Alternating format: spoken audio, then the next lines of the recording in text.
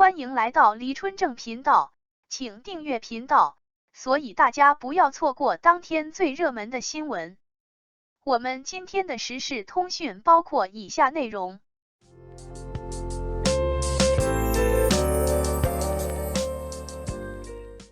今日宜家游笑点秘籍，郑恺、王鹤棣都选对了剧本。当一部新剧的标签里含有职场二字，我总会下意识觉得它是烂片。不是我尬黑，近些年的职场剧实在过于一言难尽。那么，职场题材还能不能就一手，又该怎么救呢？我觉得可以从最近新出的一部职场喜剧找到一些方法，这就是故事发生在一家名曰高发的科技公司。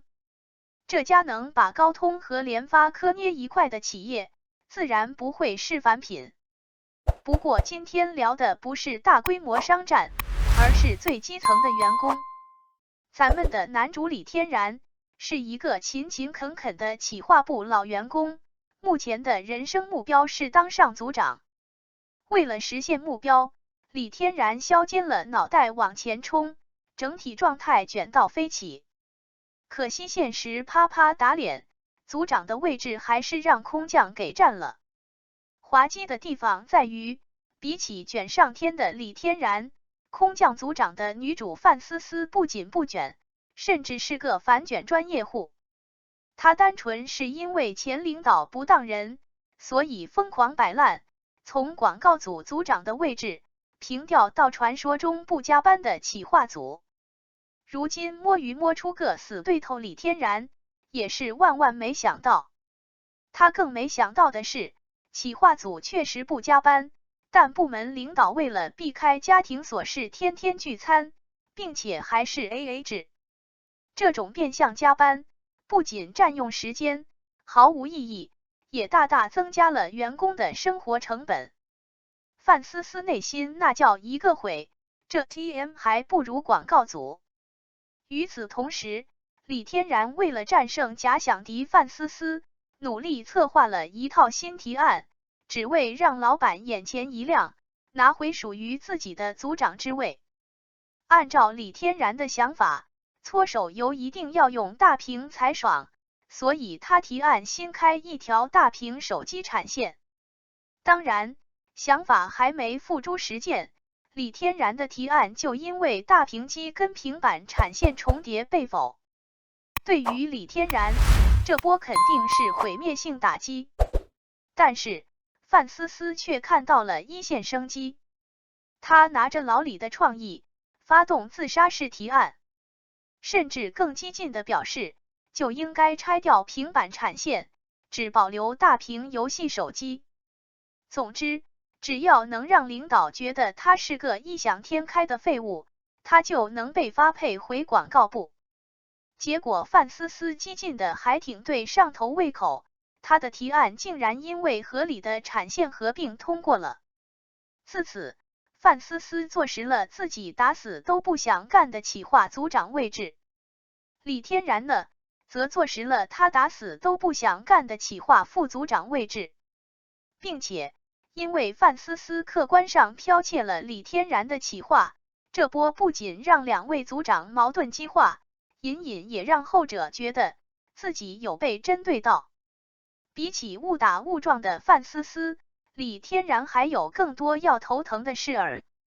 除了自己的空降领导之外，这家科层制管理的大公司本身也是一团乱麻，有摸鱼的经理，没脑子的同事，屁事儿贼多的领导，还有一群热衷于拍马屁的员工。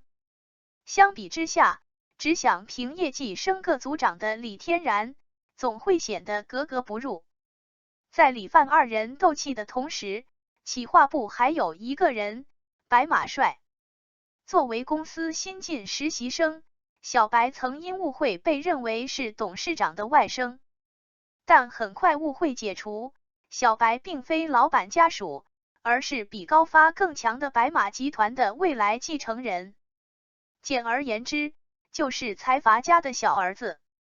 小白有着富二代的通病，说啥就是不想跟着老爸混，这才跑到高发，成了李天然的实习生。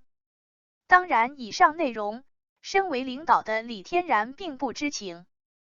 李天然认定小白只是个平平无奇的富二代，还经常教授他诸如如何吃公司回扣、如何跟同事搞好关系之类的办公室生存技巧。可是刚教育完小白，老李就目睹小白花2万块请公司喝奶茶，一个电话就能免费升头等舱，又一个电话就能随便住6星级酒店，哪怕开50 mini 都有专职司机相伴。眼见小白疯狂拿钱开路，李天然彻底颓了。想不到没逼竟然只有自己。而随着各路人马的到齐，一场关于职场没逼的转运之路也算正式开启。首播6集验货先到这里，上评测报告。加油跟破事精英的操作类似，都是以讲打工人精神状态为主，诸如内卷、反卷、领导不当人、职场小透明等内容，往往很容易戳中打工人。各种元素的堆砌和碰撞，能快速搭起职场氛围的架子。快节奏的喜剧模式，也不需要编剧有特别多的行业知识，只要能让观众共情，就不至于作品言之无物。